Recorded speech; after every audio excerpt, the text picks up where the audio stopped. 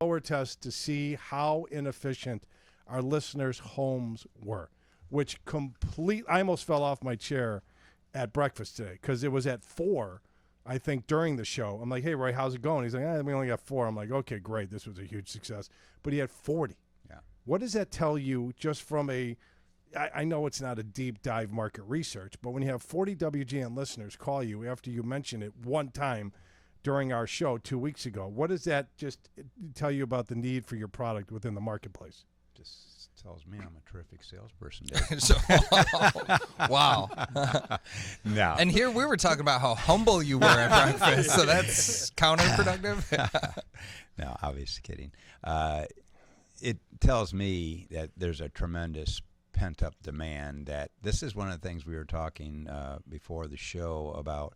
People live with things and they just don't question it. That's just the way it is. It's winter time. Of course, it's cold out, so of course my house is drafty and uncomfortable. My furnace is running frequently. Of course, and my utility bill's higher. Of course, because everything else is higher, and that's just accepted. So they don't even think to look for answers or look for help and things. And I'm kind of sad but excited to say is we gotten more heavily into the insulation industry. We were primarily focused on the basements in prior years, but as we got into the attic space, and we interviewed people who were in the industry, and we are still looking for experienced people and things. But as we talked to people, we were surprised that this blower door test, which is the only way really to measure the size of the problem. Could you explain it to our listeners? Sure. Yeah. So what we do is we come in, we close all the doors and windows, we close the fireplace flue, we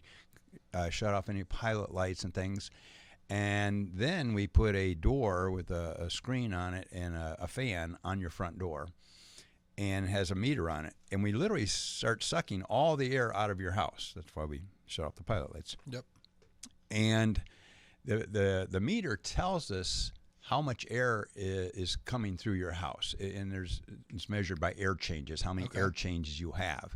And so we can tell the size of air leaks in the house because the air is being pulled back through those leaks. Okay. And while we're doing that, we can actually take a thermal camera and go throughout the house and identify by the colors, wow, this is where the air is really leaking badly. And a lot of times, most of the time, the bulk of those leaks are in the attic. They're around can lights. They're the ceiling flues fans. going up, ceiling fans, where the walls abut the attic floor because it's just wood versus wood, never been caulk sealed and things like that. So it really tells us, first of all, the size of the problem. And a good house probably has 2 or 3 air changes per hour, but we're seeing 5, 8, 12, 18 air changes per hour, and just open. And so sometimes you have the amount of leakage in your house is the size of a bread box. That's great. You need some air changes, healthy air changes. But sometimes it's the size of a picture window. It's who would leave a window open throughout all the year winter? round. But that's what's going on in a poorly insulated house. So it's really enlightening. So, like I say, the technology's there. A lot of people in the industry, you don't need to do that. I can tell you, you just need more insulation. They have so much experience, they don't need to follow the science, so to speak. Well, and they might just be putting insulation over insulation. That's a very common thing. And say, well, you're cold and drafty. You only have 6 or 12 inches. We'll need get another you to 6 R49. inches. Exactly. They'll bring you up to code. But the best analogy I can give to that is like if you put a 3-inch, it's cooled out, so you put on a 3-inch cardigan sweater and things, and you're still cold, so you put a 6-inch cardigan sweater. But if the wind's blowing through it and the air's seeping through it, it doesn't help you. If you had a 1/2 inch of Gore-Tex on or something, it stops so it's the air movement. And that's what we do in sealing the problem.